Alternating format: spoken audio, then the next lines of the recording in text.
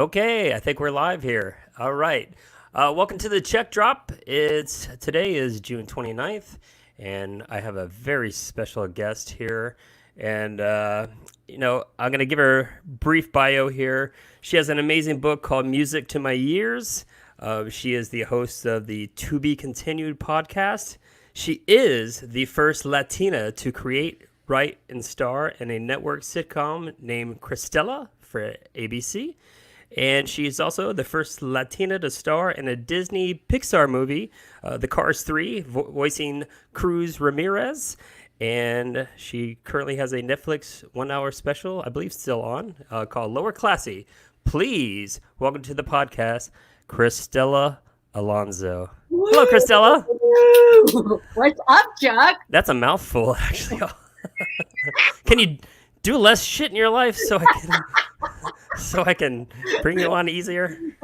I'm like hearing you. I'm like, I did do that. Look at me doing that. I was hoping that you would mention that I really did well in NACA, but whatever. We'll get to that. We will absolutely get to all the things. First off, tell me how you're doing. Tell the world how you're doing. How are you doing? Okay, to set this up before we chatted before going live, CRISTELA said she's been flipping everything around because her life is going so great and she doesn't want to bring down anybody else. It sounds awful. I know. Well, here's the thing. I've been doing really well. Now, I'm doing as well as can be expected, right? Now I've been telling people that I'm a homebody by nature.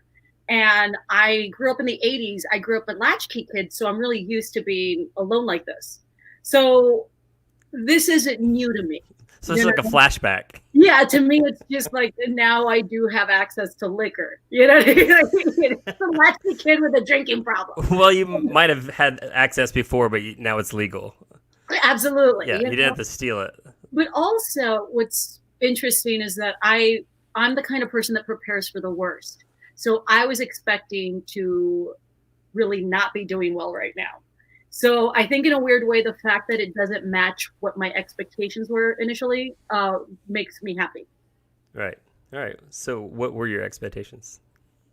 Oh, babe. I grew up in South Texas. We had hurricane season. Like I was doomsday prepping, like at the beginning, because we had no idea. Like this is the thing, right? I went to the grocery store when everybody was stocking up on food. And I went with the thinking like, oh my God, everything I want is going to be just gone, right? Well, it turns out everything was available. Now, I went in with the thinking, I grew up on food stamps, so I know how to stretch $1. So I went in thinking, rice, beans, stock up on those, make sure tuna, everything that we would usually get for hurricane season or just at the beginning of the month when we got food stamps. And I remember going into the grocery store and seeing everything was there. Everything I wanted was there. The only thing that was missing, the first thing I noticed that was missing, all the soda. All the soda was gone. All the chips were gone. And I'm like, you're not having a Super Bowl party. We're having a pandemic. And then I realized none of these people knew what it was like growing up poor. Like that's right. How you really, and so they're, when they started having the toilet paper shortage, I was just thinking like, out of all things, that's what you're thinking. That's what you think is like top priority. Like, ooh, let me teach you a couple lessons. So I was expecting extreme. Because again, none of us knew what it was. Right. None of us knew how it was affected. And we basically got grounded by the world. Like we've been grounded. You know? So, some people like that. Yeah. Look, I don't mind it. I'm lucky enough to work from home kind of, except for the stand-up part of it. But, other than that, I think I'm always that person, expect the worst. So when it doesn't happen, you can have something to be happy about. Well, do you feel that you're a little privileged in that aspect of all those things, basically running down your bio ahead of time? Mm-hmm. You've kind of paved that way, so you got a nice nest egg, I assume. Oh, yeah. Well, look, hey, this is actually a guilt that I dealt with right at the beginning of the pandemic. this is the first crisis I've ever been able to like not have to worry about. So it actually felt weird that I didn't have to worry and panic as I would have previously. So that Right. was actually a really big guilt that I struggled with.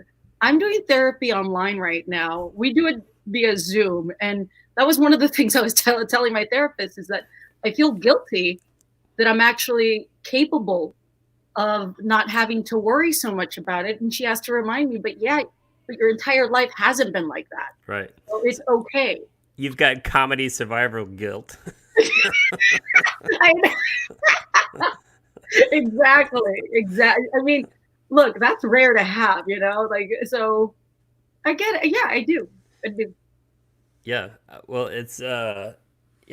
I do feel bad for all the comedians. That was the first step. I was like, oh, I mean, because I've got a nest egg, and you and I know that a lot of comedians do not, and they're living week to week, and that one-time stimulus check's not helping, and eventually the unemployment's going to run out. So that's kind of where my mind is. Like, eventually, we're at that point where it's probably coming to an end. I don't know how long you can get unemployment.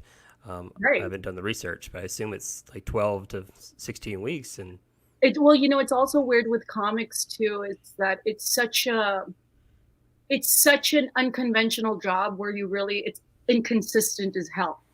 And right. sometimes it doesn't even mean that you're not funny. It just means that sometimes, like with colleges, you have to being a certain type helps, and or just there's so much, summer is always slow for comics anyway. So, that's one thing that I think about is that, well, there's some of us that we're used to not really working much in the summer anyway. Not that that helps or Right. anything, but Summer money from the clubs where they, like, hey, we're going to give you summer money. I, Wait, I'm going to give you my summer jokes then. I know. Well, we do summer money because you're wearing shorts instead of jeans. That's half pants, So, I feel bad though, because I know that at the beginning, so my book came out in October of last year, 2019, and I did a 40 city tour in 3 months to That's a promote, lot. So I had already planned on having this time off for myself. And how did that tour work? Did you work comedy in the towns at night and do book signings during the day? No, I actually did an hour. I did an hour stand up, and then I did a full book signing after the show. Afterwards. Okay. So And you weren't actually visiting stores. no, and actually, I had the bookstores come to me. So I Oh, actually had nice. the bookstores sell the books for me at the show so that they could get the money for it. And I would just sign the books. But a lot of comics, when they do that, they'll include the book in the ticket price. And I didn't want to do that because sometimes, look, let's face it, going to stand up sometimes can be pricey if you're doing a theater. Right. And some people can't read. They can listen to your jokes. Like, well, she had me at her jokes. Reading books. I know. The person that created audiobooks, mwah. Absolutely. But, So, but it was that weird thing where I would do an hour. And that was another thing. I know that a lot of comics were, I knew that not a lot, but some of the comics that were touring with books, they would do shorter sets. And they would say that it was to make sure they had enough time to sign everybody's book. So it was this thing where I wanted to give everybody a full show because minimum an hour. nice. So I would just tell everybody, if you want me to sign the book, I'll stay after the show for as long as it takes, and I will sign everybody's book and meet everybody. And it became the norm that my meet and greets would last way longer than the show, and people would stay. But it was this thing where I had also just planned it like that, where it was going to be a very condensed 3 months, and then I was going to take a break.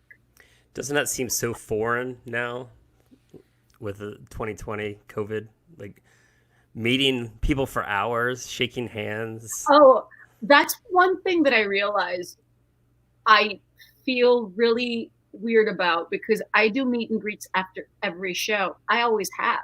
Even when I was doing colleges, I would do meet and greets. So, I would do meet and greets after every show just to thank people for showing up because to me, I've always treated stand-up as this thing I love, but it's also to me such a, in a weird way, such a privileged job for someone that came from my family where we're very blue collar. So we were raised in thinking that if a job had to hurt, it had to be physical. So to get paid to write your thoughts in a funny way just seemed so foreign to me that I always wanted to thank everybody after every show for showing up. Did your family frown upon that? Like when you chose this line of work later? No, like she's not getting her hands dirty. My family, it was like I had told them a made up word. They didn't understand what I wanted to be. Like they kind of understood the concept of stand up, but the fact that one of us wanted to go do it just seemed, it was kind of like, well, go, like, we'll see, go, so that was a lot of, it was a lot of that, so for me, I've been doing stand up for 15 years now, like in LA. God, I've been doing stand up. Oh man, I've been doing stand up for like 17 years. So for me, you look surprised. Well, because you don't do that math. So then when you start doing the math, you're like, oh my God, like this is no longer a hobby. It's like you're stuck. What would you do otherwise? Are you at that point? Have you ever thought that even at the level you are now? Yeah. Would you think, well, now I've got a little nest egg. I got some Disney money. What's plan B? There is no plan B. Like this is it till the end. There's nothing like a pandemic to put you right in that place too. When you start thinking, well, shit, maybe I need a plan B. For me, it was always, and I think that also what helped me is that when people ask me like, how do you know that you made it? And I always say, it was the moment that I could pay my bills without having to do a job that wasn't what I loved to do. And so for me, I always thought that I succeeded way early in my life, because even my expenses have still kind of remained the same that I've always had, where I remember the first, when I had my TV show, my accountant was very surprised that I still spent the same amount of money, and it was this thing where for me, I was just able, like, for me, a big deal, I'm not kidding, was when I could do auto pay on my bill. So you didn't have to worry about like that surprise. Yeah, because check drop. When you're driving around going from gig to gig and stuff, like you start losing track of days and time and stuff. And I was like wonderful at forgetting to pay my bills just because I lost track of the days. So when I could finally do auto pay, I was like, oh, look at me.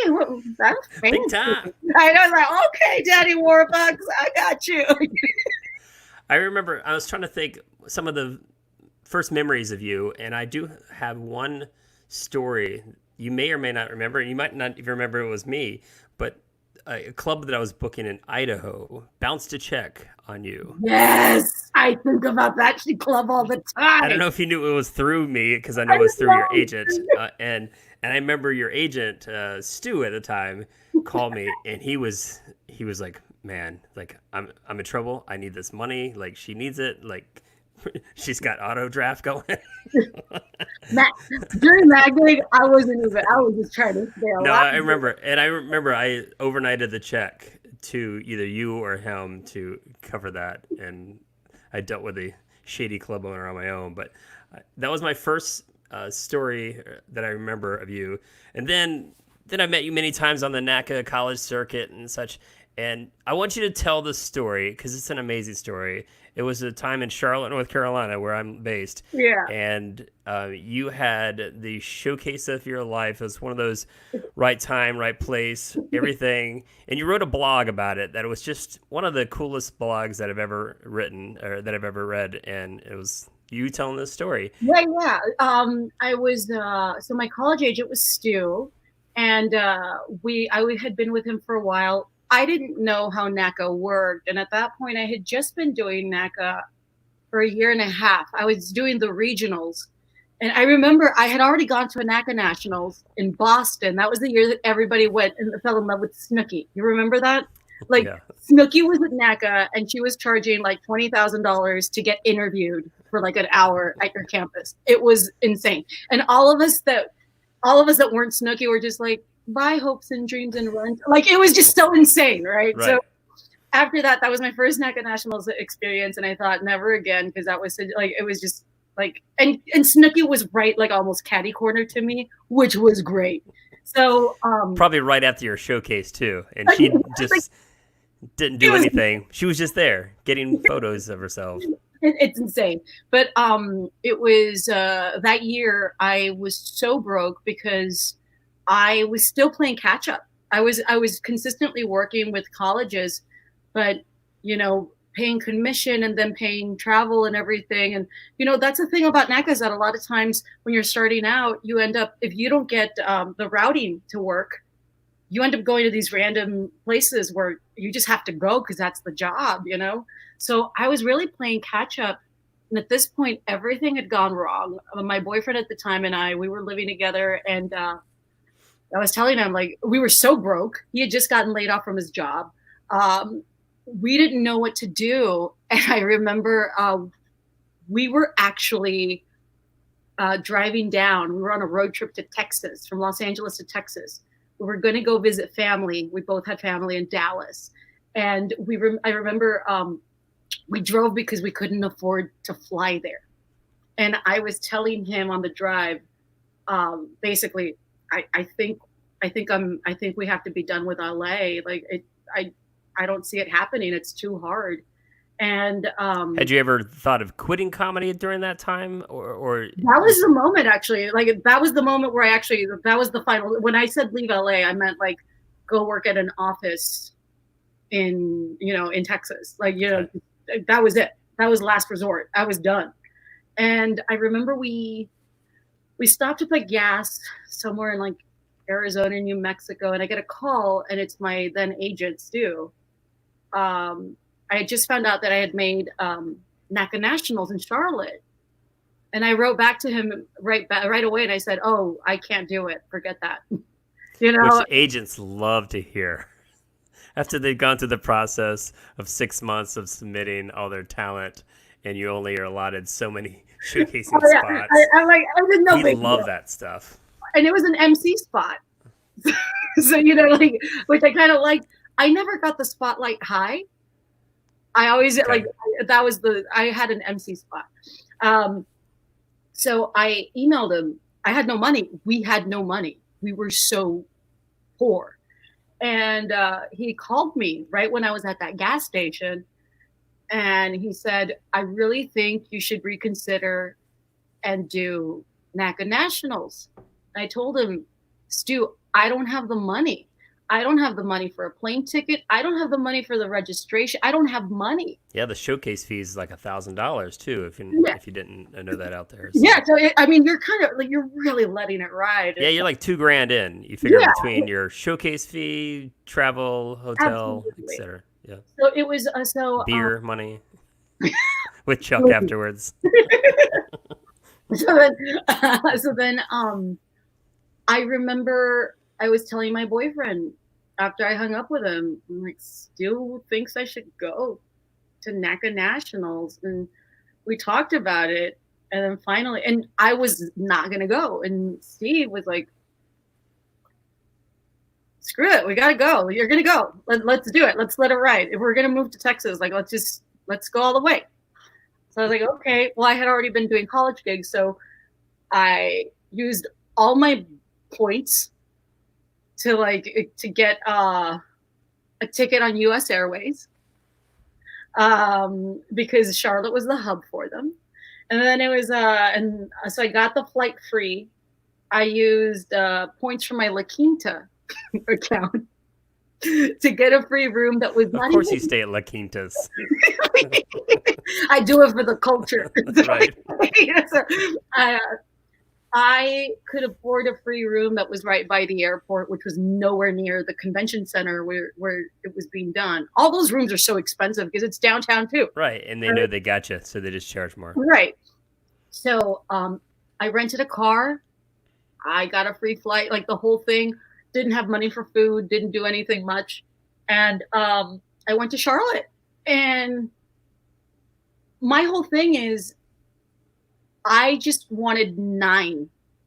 We had done the math, and my boyfriend and I had decided 9 colleges is all I need to get me through a year. You know, and that's like bare minimum, like bare bones. Right. If I got 9 schools, I could pay my rent, we could pay utilities, we could maybe stay in LA for a year. So I went in there thinking 9, let's hit 9. And the day of my showcase, I remember I went out and I hosted it, and it was packed. I don't know what it was, but it just felt weird. You know, it felt like a weird moment because everybody was. They heard you were coming. Huh? They heard you were coming. No one knew who I was. So it was this thing where the audience they were just so into it that I could tell. And I remember, Chuck, I was wearing this shirt that I got on clearance at Target and this sweater that also came from Target clearance. I was wearing the only pair of jeans I owned. Like, it was just, that's all I had. I remember that. And I was wearing like these green glasses I still have. Now, you had done other showcases at NACA, so did you mix up the material or do the same stuff at that specific... You know, actually, I had done different stuff because at that point, I had already booked colleges. I booked a lot in the... What's the name of the... is it Northern Plains, the one that covers Wisconsin? Yeah, Wisconsin, Minnesota, Iowa, the The year Dakotas. before, I mean, that's actually... That region saved my life. Yeah, that's a really good region. They do a lot of business. I did so many schools in Wisconsin that I swear schools had schools in them. It was insane how many schools are in Wisconsin. Yeah. But I was using the college gigs as stage time to build an hour. You know, so I was literally writing stuff and I would switch things out. And you learn a lot of stuff just from doing college shows. You learn what works. For me, I'm not a dirty comic. So for me, it was really good in just tightening up my jokes and making sure that they would hit everyone. That's kind of how I saw it. So yeah, I showcased with some of the same stuff, but also some new stuff, but not a lot of new stuff because you don't want to try new stuff in such a high, you know. Or crowd work. Crowd work doesn't work well. No, yeah, and that was another thing. I don't do crowd work. So it was this thing where because for me, crowd work's like, well, I'm sorry, I wrote these jokes. You're not part of my show. So, I showcased. And then after the show, I just said, thank you for coming, everybody. My name's CRISTELA Alonzo. I'm with blah, blah, blah, booth, blah, blah, blah. I'll be at the marketplace, da, da, da. And, you know, you have a couple minutes to get to the marketplace, right? And, the marketplace, for those that you don't know, like that's where all the people at NACA, all the performers, the artists, they stand there just waiting to see if people want to book you. And yeah, think of a trade show that you would just kind of hop from booth to booth, and that's where we sit there. And they get an hour, right? They get an hour? Like, what's that? Do they get an hour per marketplace? An hour to an hour and a half, typically. So, you know, it's this thing where... but also imagine if Chuck was my agent, I would be standing next to Chuck and we're just like, book me. You know what I mean? You just stand there, wave at people going by. Sometimes it's very uncomfortable where they just walk by. It was very mean to them. They're like, hey, great showcase. And you're like, oh, I'm on tomorrow. Oh, sorry. I confused you with somebody else. If anybody has watched HBO Crashing, do you watch that? Have you ever watched that, CRISTELA? Yeah. All right, so there's an episode in season 2, and it's called NACA. I don't know if you're aware of that. Oh, no! And it's 90% accurate. Pete Holmes, because he came up through those ranks. Yeah. If you go back and watch that, it's seriously 90% like spot on. Oh, it's so good. So good. I remember going to the marketplace hoping for my 9. And I remember walking to my booth. Like, I had to go to the bathroom, so I was kind of like lagging with Stu. And I remember there was a line for people. And like, Snooki's back. That's the first thing I thought. Chuck, that's the first thing. I'm like, who the hell is the Snooki this year? Like, who was it? And then I saw Andy Grammer was there. Oh, nice. And I was like, oh, well, it's for Andy Grammer or something like that. You know, it's like, I don't know. And I get to the booth, and it turns out that they're there for me. Like, this line was for me. And You still look excited now. like you're still in dismay. Because honestly, Chuck, I couldn't believe it. Like, I want 9 and I don't know what's going on. Like, I was so broke at that point that while it was happening, I remember thinking that I couldn't process it. I couldn't understand that people were there to try to book me. And you could tell, like, it caught Stu by surprise. Like, he was filling out, like, Most things catch Stu by surprise. he was getting, Stu. he was getting forms from colleges and stuff. And I couldn't understand what that meant because, again, I know how it works. So it was hard to believe that what was happening was good, was like good in that moment, or like just crazy. When you have that first good one like that, it is kind of shocking because you're like, wait, is this real? Yeah. And then the marketplace closed, and then not everybody got to meet me. And then Stu said, "Hey, do you mind hanging out for the next marketplace?" And I was like, it the next day or the same night? During the same day. I think we had 3 on that day or something like that. Remember ending up because sometimes it's if you showcase at night and there's only one more, and then no, mine was during the day. Okay. So like I remember it was kind of like it was actually at that prime spot where it was kind of afternoon. And at that point, I don't know if they still do, but remember when NBC Stand Up Diversity used to have the big thing, or like that was like whatever. So then I stayed for the next 2 marketplaces, and I still had lines of people that were like students and, everybody that they were trying to book me. And that's when Stu said, I think you need to stay another day and do the marketplace tomorrow. And I told him, like, I'm out of points. Yeah. Chuck, I was like, Stu, I can't. It's like $150 to change the flight. I don't have $150. And he was like, I'm saying you're doing really well. You need to stay. And I was telling him, like, basically, I'm like, you might as well tell me it's $5,000. Like, it's $150. Like, when you don't have it, you don't have it. So I remember I called my boyfriend at the time. I'm like, so Stu thinks da-da-da. And then he's like, well, how's it going? I'm like, I think it's going good. Because at this point, I still, like, I'm not understanding what's going on, Chuck. Like, Stu's got me handcuffed to the booth. I guess it's going okay. I had no idea. And my boyfriend was like, man, he's like, all right, let's get the money. Like, you're going to do this. And he called the airline and changed the flight for me, which meant that I had to, the next day I had no hotel room. I had no nothing, whatever. So that night, I remember that night, after the last marketplace, I bumped into J. Chris Newberg. And J. Chris was going to the airport because we were both broke. So he was leaving. He was going to leave the next day, but he was going to sleep at the airport. Okay. So I bumped into him and I was like, you want to go split something at the Waffle House? Half a waffle. And we went to Waffle House. And like, I think we split like breakfast at night, Oh my goodness.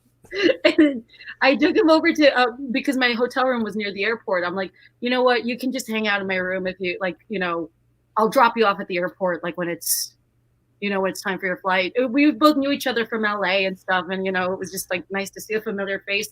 And we're both so broke that we were just talking about being so broke. Right. And I took him to the airport. And then the next day, Chuck, I remember going in just to go to the marketplace, and people are high-fiving me as I'm making my way to the marketplace. Did you wear the same shirt? I did, because a lot of times, seriously, people would look at you and go, "Oh, I didn't recognize you. Weren't wearing your purple shirt or whatever from on stage." That's all I had packed. Yeah. So I wore the same outfit. So like they high-fived me. Some people took pictures, and it was so weird And you know how they have those boards with with like the name and like the numbers or something? Right. The I booking board. I had never seen that board before. Like, here's the thing. Student never pointed out. I was like, don't bother going to look. The student had never told me about it. Like, I might not have known. I feel like this is the anti-stew podcast. No, we love stew. Oh, we do love stew. Yeah. So it was this thing where I bumped into him. Like, we met up right there. He just happened to be there because people were telling me to go look at the board. And I didn't know what the hell that board meant. So I just saw all these names with numbers and stuff, and I couldn't even find. I got overwhelmed with how many people were there. Like, just on the board. If you're listening at home, the board is literally, they show right for everyone to see who's doing well and who isn't. If you have a showcase that you have 20 on there, it lists every school and the dates and such. If you don't have any, it shows a big goose egg. It has your name up there, and that's it. And that hurts. And every agent has had both sides of that coin, and it is what it is. It's part of the gig. But so you went to the board. I went to the board. Stu was there looking it up, and he was so happy. And I was like, "What's going on?" And I want to say that my number was like 131, and it was like this thing where he just told me the number. I'm like, okay. Like, I had no idea what that was. I had no idea what it meant. Nothing. And but you knew it was more than 9. I didn't know. I didn't know that. I didn't know what that meant. I had no idea what that was for because no one had still explained the board for me. Chris Schuler said Stu doesn't know what blocking is still. It's truth. It's facts. Hi, Chris. It was this thing where like all I knew was the number was 131. It was like 130, 131. But I didn't know what that meant. And he said the number to me like I would have known. And I wanted to be like, you've never taught me this. I don't know what this number is. And he like had to explain it to me that those were like the considered like the forms, blah blah blah, whatever. I couldn't understand it. Chuck, I could not understand it. And even every other agent though in the room was like, "Oh, he's got 130 something forms." It was this thing where, and Stu tried to. I had told Stu that I needed 9, and he had said that I had gotten the 9, and I was happy that I had gotten the 9. I didn't know that I got 9 plus 120 something. Yeah. Yeah. So I was like. So then you had to go perform at 120 plus colleges. They probably all didn't pan out because sometimes when you get that many forms, they cancel each other out. People both want, say, April 12th, and it does happen that way. But I assume you probably still did 80 to 100 colleges. Yeah, minimum. I actually had very few that canceled. Like that canceled each other out. Very, very few. And nice. I had shows where I was doing 2 shows a night with a noon or an evening show, and let me tell you, Chuck, when I finally figured out what it was, I remember calling my boyfriend at that time at NACA because that convention center was so big. I found a hallway where I was like by myself. And I remember I told him that I had booked 130 schools, and we started talking about my rate, and we were just so quiet, and we both started bawling. Like, we just started crying. Like, we cried forever. And that's why but that's why I'm always very, very I always talk I always speak very highly of NACA. I've always spoken very highly of like the college gigs, everything, like just doing that because it gave you a springboard. NACA, without NACA, I wouldn't be where I'm at. Like, well, I felt like once you did that, and within the year after doing all those schools, your career just started skyrocketing so quick. What year was that NACA? Do you remember? It was 2012. Okay. So think about this. So it was 2012. I was doing the college gigs. 2013, 13, I got my first late night set on Conan, which, by the way, was my 5-minute submission to NACA. That was my late night set. So it was like, clearly it worked for NACA. It worked for Conan. Yeah, so it was like, so I remember the booker, JP Buck from Conan, he had asked me to just give him a set, and that's the set I had, the NACA set. And he's like, I love it. And he gave me no notes. And which again, I thank NACA for. And then and that's pretty unheard of too in the late night world. Usually they have some kind of notes and, hey, let's go work this out and change this in the clubs and come back. Even to now, I've never gotten a note on any late night sets. So it's awesome. like, so it's that thing where I got Conan.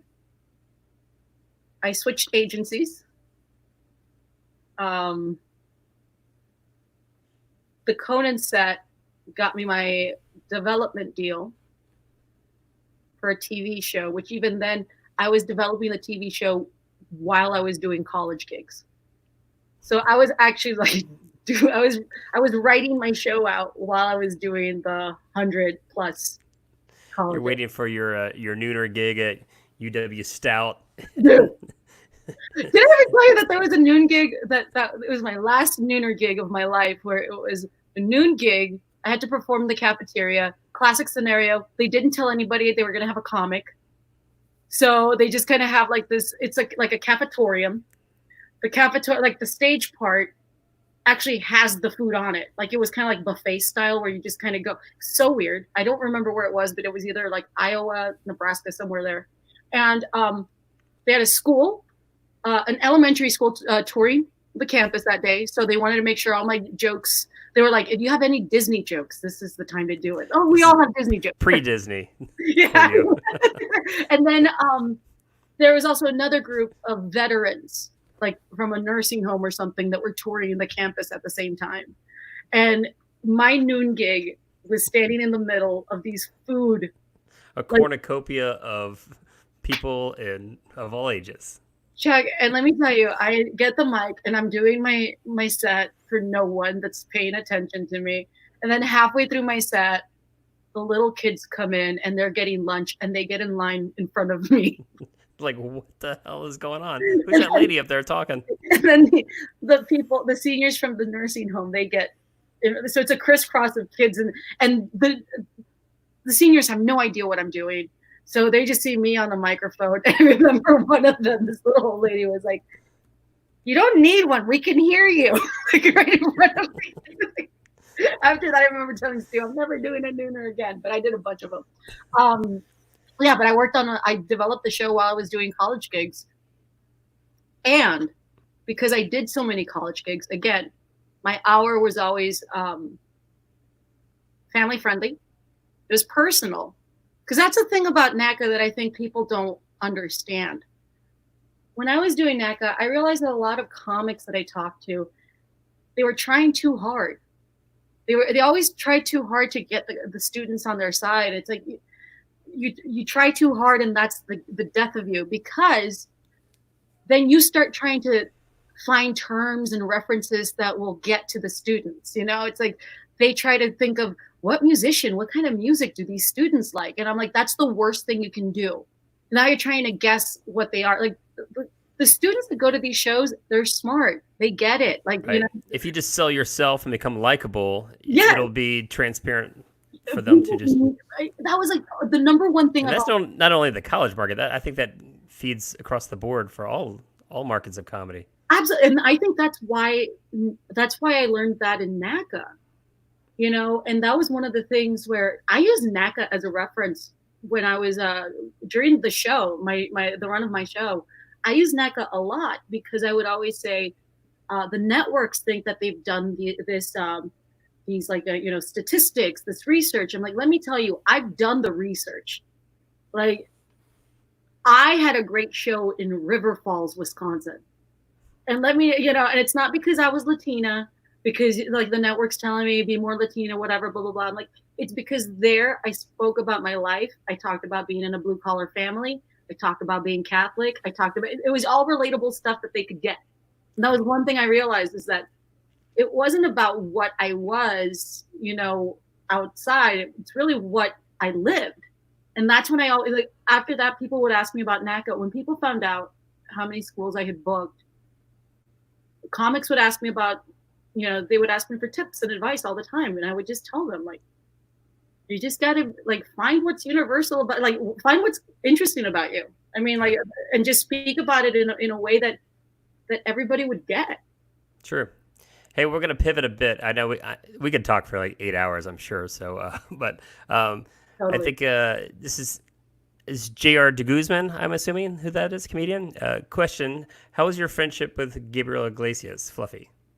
I met Gabriel. You know what's funny is that people don't know this. I met Gabriel uh, 20 years ago, I guess, like 20, maybe almost 20 years ago. I was actually working the office at the comedy club that he came in to headline at, and I had no dreams or aspirations of being a comic then.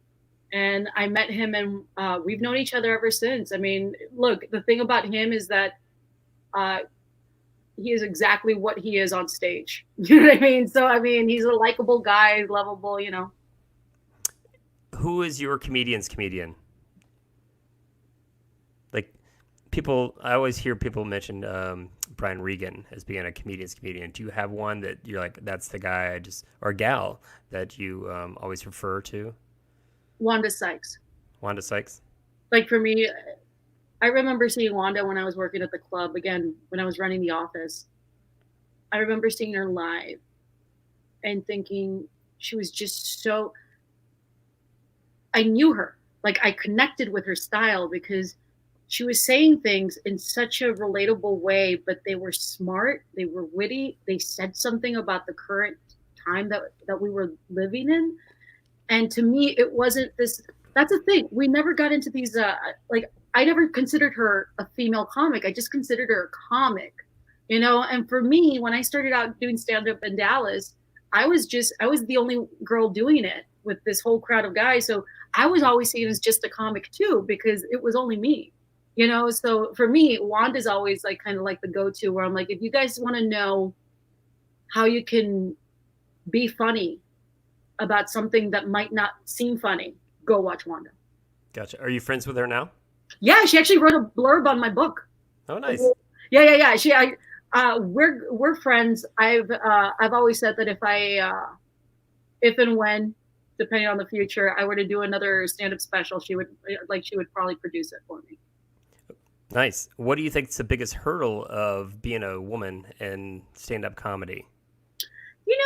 For me, it's that the questions in interviews always set you up to come off like you're not a comic.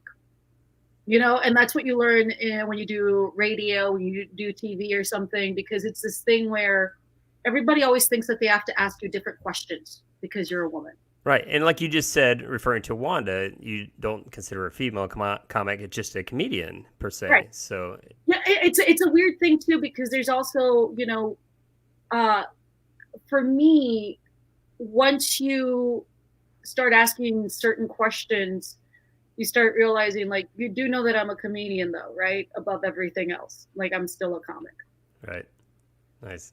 Let's see. I have another question from a Charlotte comedian, Tara Brown. What is the key of getting booked for a late night show? Tara Brown, I love. Tara Brown, I'm so in love with. I do too. I love her very much. I do a monthly brewery gig pre-COVID that I would book here in Concord, North Carolina. You were going to do it one time when you were in town, but it just didn't work out. But I used Tara there, and Tara is great. Amazing. So for me, like the way to help you get a late night set. This is something that I actually learned really early on. You have to have 5 minutes of clean material. You have to work clean. Now, you don't have to work clean, period, if that's not your style. There's a lot of comics that are not clean, that are hilarious. But you also have to think, it's going to be broadcast on air, on TV. So you have to have 5 tight minutes. I always say that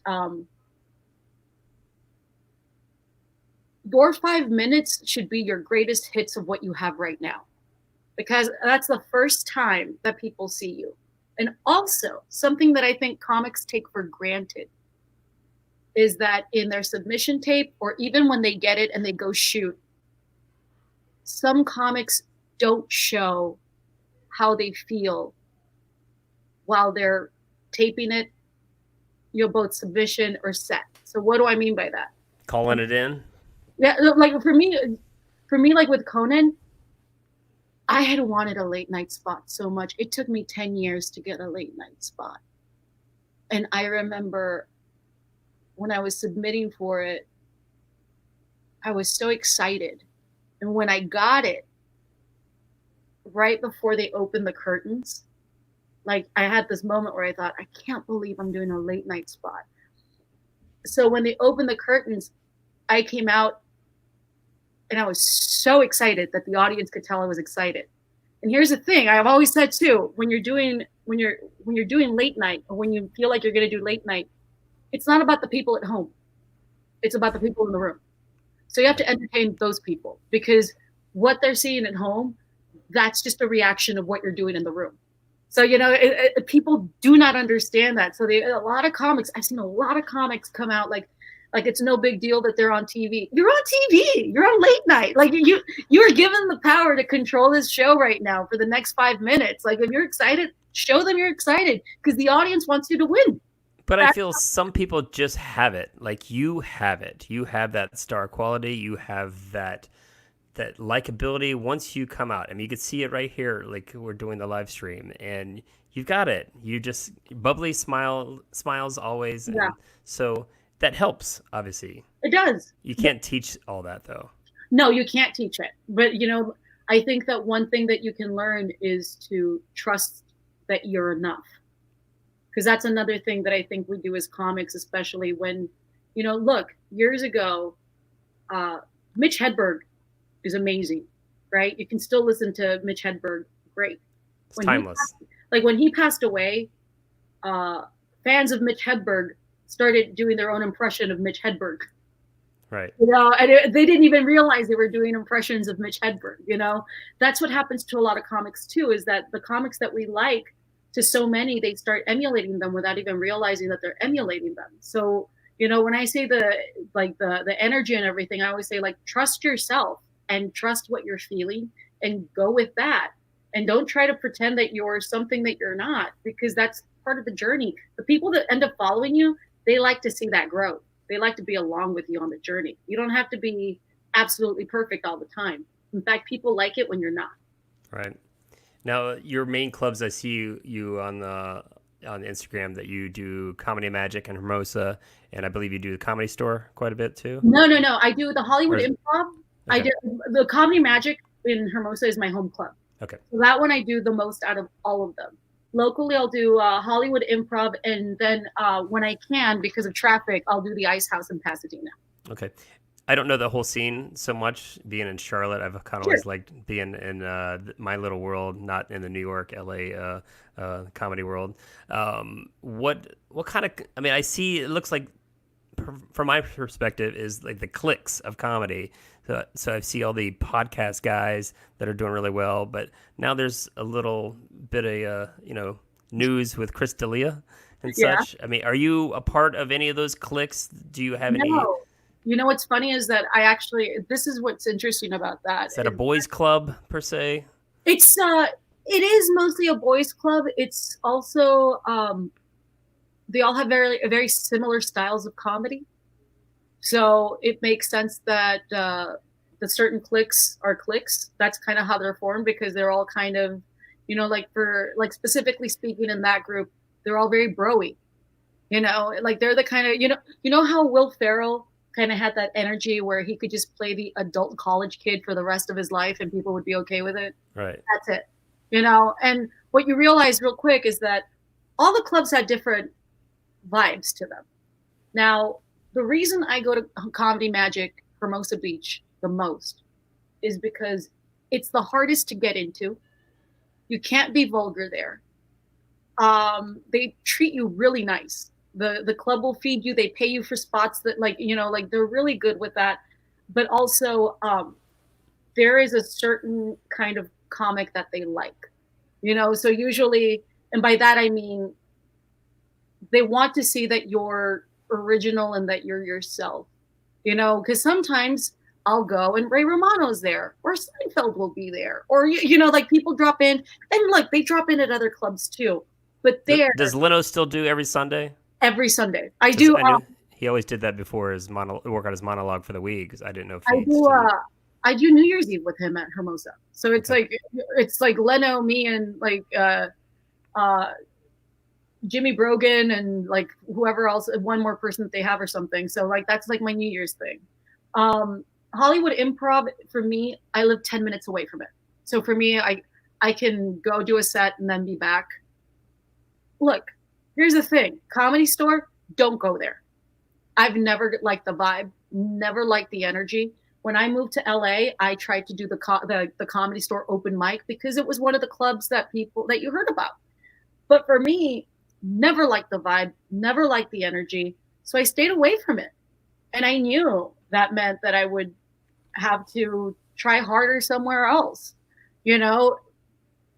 But I didn't like the vibe, so I didn't go there. It was just this thing where I'm like, look, stand up is already hard. So Right. why make it harder by surrounding yourself in an environment that you don't want to be around? Absolutely. I mean, it's like, no, so I never went to the Comedy Store, even the Laugh Factory. I do it every now and then, but very, very rarely, because back in the day when I was really coming up, that's when, that was like Dane Cook's home. And that was kind of like it was kind of like a tourist trap. It was just very Hollywood scene, everything. And for me, I like going to clubs where I feel like I can work out material, and not where I have to give this like performance. Dane Cook in his heyday, I don't want to be on the same show as Dane Cook with my little notebook trying, you know what I mean? Like, Right. so I always like Ice House. Especially if you follow him, you're like everybody's walking out. Like, what's Yeah, going on? it's this thing where like I go to the Ice House in Pasadena because you can work out bits there. Like you can try out, you can go to the note, like go to your notebook. Hermosa Beach, same thing. Hermosa Beach, I use to polish.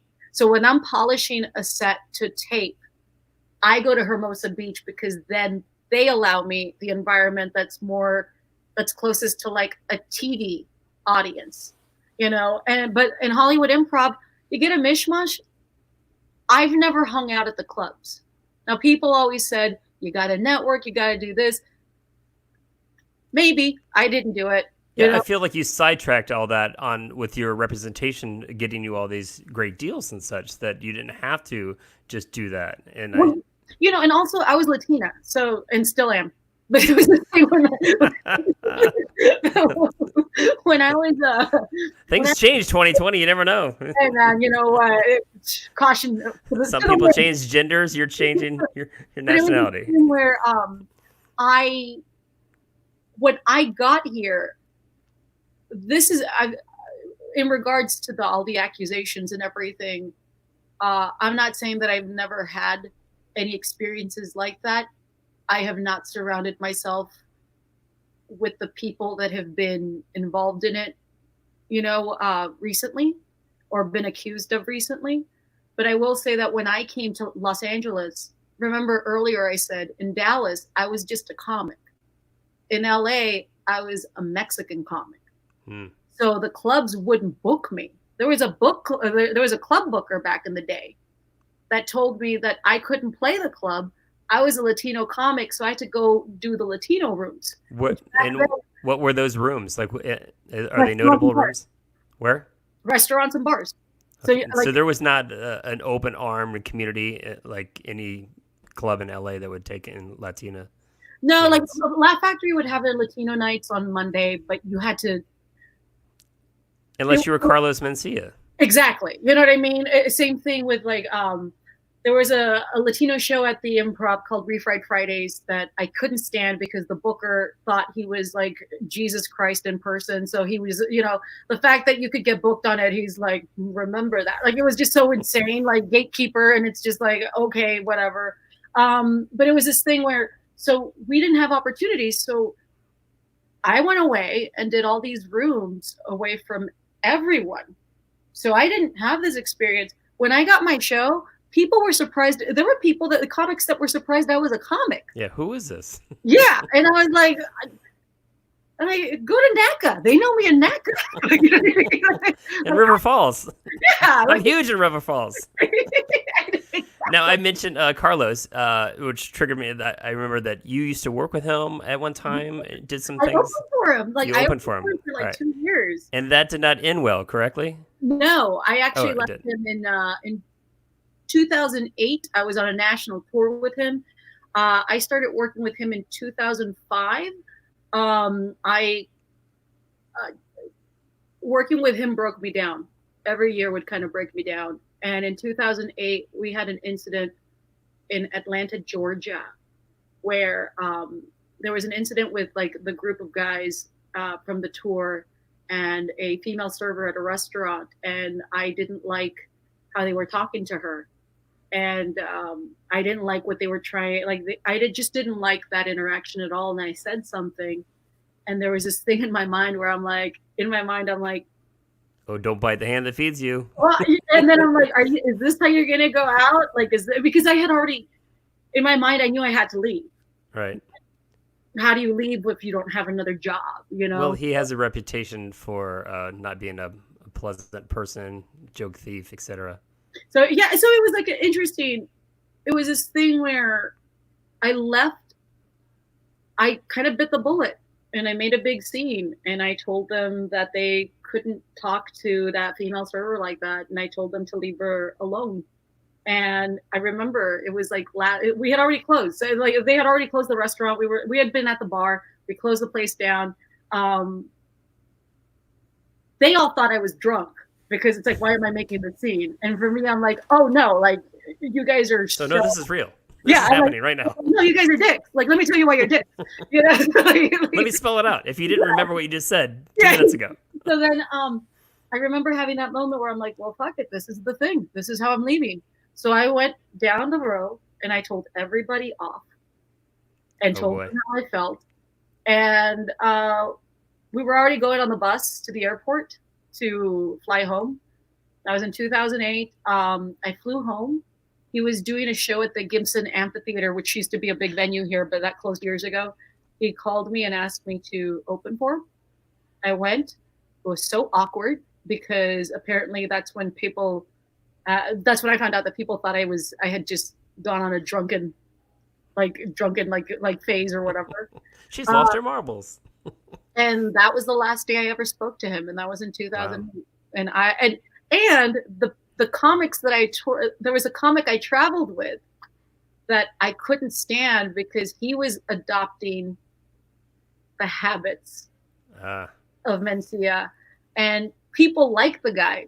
Was this all before Joe Rogan outed him with that big video about his? It was right after. It was like okay. It was during that time. So hindsight, was that kind of resting on you a bit as well? Like this is toxic environment with him and bad PR. Maybe it's. Oh no, no. For me, here's the thing about that.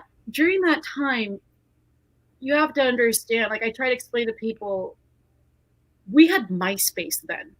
We don't have the internet that we had now. When I first met him, when I first met him and he asked me to go on the road, I didn't respond to his material. He just wasn't my style. But all the comics were like, this is a big opportunity, blah, blah, blah.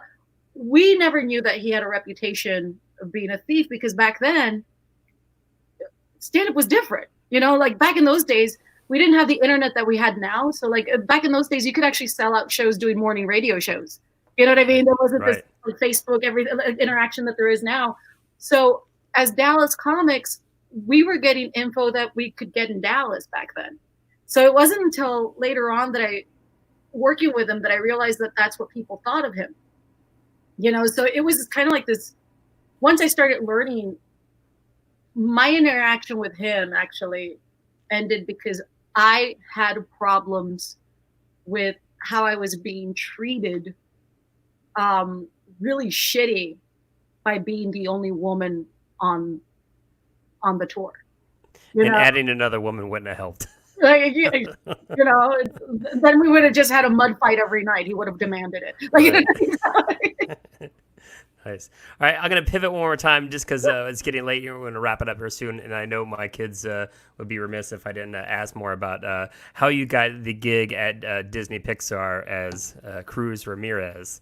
My show got canceled in 2015, and people don't know this, but I had been guest hosting on The View because the network ABC hadn't promoted my show, and I wanted people to know that my show existed. So I would co-host The View for a week on hiatus weeks when we weren't when the production was off for the show, and I started realizing that people really like the people at The View and ABC News. They kind of seemed to like me, and immediately I thought, oh man, I think they're gonna want me for The View. The day my show did you not want that gig? No, I did not want that gig. Did you like visiting and just being a guest host? Yeah, I did. That's where I met Whoopi. So I became friends with Whoopi, and I became friends with like Rosie O'Donnell and Nicole Wallace. That was the year that we were all there. Okay. I like kind of popping in and leaving. Mentally, I couldn't handle it because after every episode, my Twitter would just be bombarded with hateful shit that mentally I just couldn't. I knew the job wasn't for me. So my show gets canceled. I'm doing a weekend at Fort Lauderdale at the Improv back then. And I get the call that it's canceled. And 10 minutes later, I get a call from ABC offering me The View. And immediately I'm like, no. And basically they're like, oh, she wants more money. No, I don't. Well, that was actually my next question. Was it if they had thrown more money at you, would you have taken it? Because I assume you made a good chunk of money for Cristela, like enough to the money was really good for The View. Okay. Like it was like they more than Cristela, I'm assuming, or no? Okay, you still turned it down. I still turned it down, and it was back and forth. I think 3 times overall. People would like my reps would come back. Are you sure you don't want The View? Like they did this, they're adding this, da da da. And I finally. Do you think? Again, I'm on the outside here. Do you think you get pushback from your representation because they see the commission money that they can potentially make on that? Well, being an agent, I kind of think about that. Like, wait, I can see them going, "Hey, come on, you should probably try this, dude." Of course, they're running their 10% in their head.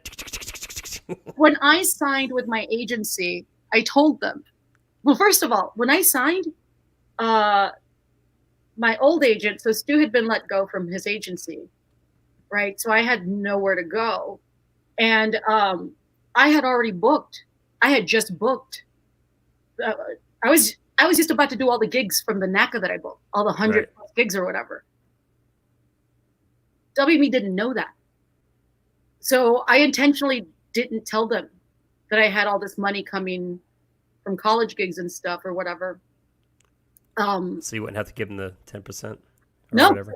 Because I didn't want them thinking, because, what I realized at the old agency was that because I was doing so well in college gigs, they only saw me as a college comic and nothing else.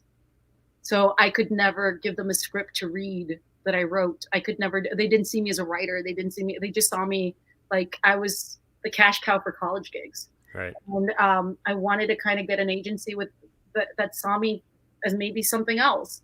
So I told WME when I was signing with them, I'm like, I know this sounds weird, but I want you to believe me when I say it. Like, I'm going to say no to a lot of things. I don't do this for the money. I do it because I really love doing this. But I promise you, when I say yes, it's going to be good. And I remember my stand-up agent said, I'm not here. She said, she agreed, and she said, I'm not here to make you money. I'm here to make you a lifelong career. Nice. Well, that's a good agent. Yeah. And since then, like they always knew that when I didn't want to do it, I didn't want to do it. But they were getting. Don't ask me twice. My first answer sticks. Well, yeah. And the last time that they came back with the View offer, I had told my agents, like, if I hear about it one more time, like I'm going to have to start looking for other representation because you're not listening to me. And they shut it down. Yeah. And that was the last I heard of it. people didn't understand, like, why didn't you want to host The View? Like, what it was for me, I'm like, I wasn't ready yet. I wasn't ready for that kind of job. Look, all I knew then, The View told me that I was good at doing talk shows. So now that was a skill that I didn't know I had. Right. So I could use it for something else. I'm still, and ultimately something to fall back on later yeah, if you needed to. I'm a comic. I like doing stand up. Like, Right. I love doing stand up, and so that day I told them, like, this is my last time I'm saying no. I'm not going to do it. Da da da. And then basically they obliged. They were like, okay. And they're like, well, what now? Basically. And I'm like, I don't know. Get me a Disney movie. It'll come when it comes. Literally a week later, I get a call from my agents, and they're like, hey, Pixar wants to know if you want to go visit them. And like, that was all I knew. And just to visit. Like, yeah, just to visit. Chuck, just to visit, right? So I was like, okay. You had no insight, like what project or none, Chuck, none. So I was like, I'm not joking. Part of me thought like, I guess this is what they do with people in Hollywood. They just, at some point, everybody gets to go to Pixar. Like, I had no idea. Like, it made no sense. Take your client to Pixar Day. Like, seriously, John, I mean, why would they want to meet with me? Like, why just would come skipping in. John, I mean, seriously. Take it all in, Cristela. You might not be with us in a year. It's your Willy Wonka day. We all get one. Like, it was just like so ridiculous. So ridiculous. So ridiculous. And, I went in, like, they're in Emeryville, which is like an hour flight from me. And I was like, okay, I'll go. And I really didn't know why.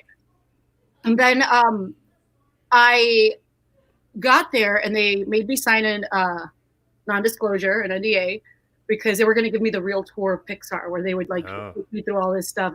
It is so cool. Like, nice. There's rooms in between walls and stuff. Like, that's all I'll say. It's really cool. And then we get to this conference room, and they have all the car stuff out. And then I'm just sitting there, and they start telling me the plot of Cars 3, and they start showing me these drawings. And at the end, I'm like, okay, well, I wish you luck. Like, I had no idea what they wanted. And then they were like, we want you to audition for Cruise.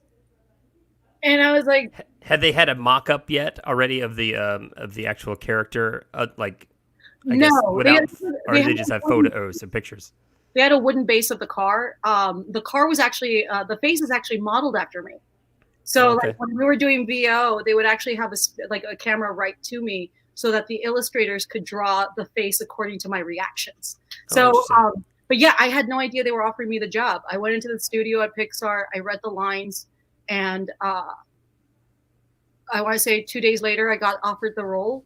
And then it was actually initially a small part. And then I started telling them stories about my childhood and growing up. And the story of Cruz Ramirez in Pixar is my childhood story. So I actually had to sign another contract saying that it was okay for them to use my stories. And that made more money, I'm sure. It was this thing where I was like, I mean, I don't want to brag, but I'm an amusement park ride in many locations. So it's this thing where, again, I know it sounds weird, but I think that's kind of all of this is kind of what's helped me. By the way, when I pitched my show, WME did the same thing with me, where they're just like, go meet this person, just tell them your story. Like, it's just so interesting. Like, just tell them. And I didn't know that I was pitching a show. Well, it goes back to what I said earlier. This is your likability, and a good client. I think that they probably realized what they had with you. Like, this person is genuine, and when she starts talking about her story, I think it comes across as real and not, forced. Yeah, as some comedians do. Yeah, exactly. And it's also that thing where, for me, I just love what I get to do. That I like talking about it, and for me, it's just, people don't understand. I never expected any of this, so for me, I didn't even know this was possible. So I always literally go into these situations thinking I could never do anything because I never expected it. So I go into everything kind of like, this is so cool. Like I go into everything with that mentality where I'm like, I can't believe we get to do this, which is how I kind of treat a lot of the people that follow me on social media. Where I'm like, you guys, I'm going to show you this. We're going to get to do this. So it seems like, like they're all part of it because they are. Like for me, I think that when you're so surprised and also grateful about what's happening and you're living in the moment, I think it kind of takes the stress away, and there's no expectation. Right. Well, my mom always said, if you love what you do, you'll never work a day in your life. And it's true.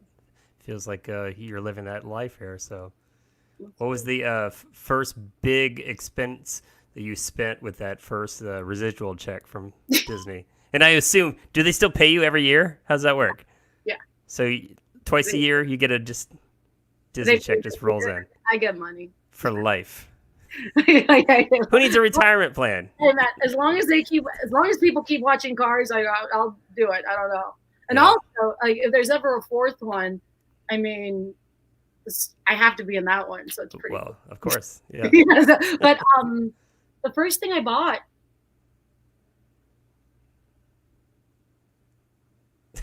You can tell me. It's gonna be so insane. I went to Target and bought everything I wanted. What do you mean? Like you went down the aisle and just supermarket sweeped it and just put everything. God. What a great show! No, for me, I went to women's clothing and I bought clothes that I wanted that were on regular price. That's the first thing I did. That is awesome. That is the first thing I did. That's the first thing I did. I'll take two.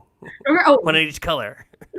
I'm that person now. I dress like a cartoon character. I'm like, I find a shirt and then I just buy several of that shirt. Oh, that's awesome. Well, I know we're coming down to the thing here at the end here, and this show is called the Check Drop. You know what that is at the end of your set, and you kind of have to start wrapping it up at the end of the club night. Painful time. That's when people realize how expensive nachos are. Right. Everybody hates it.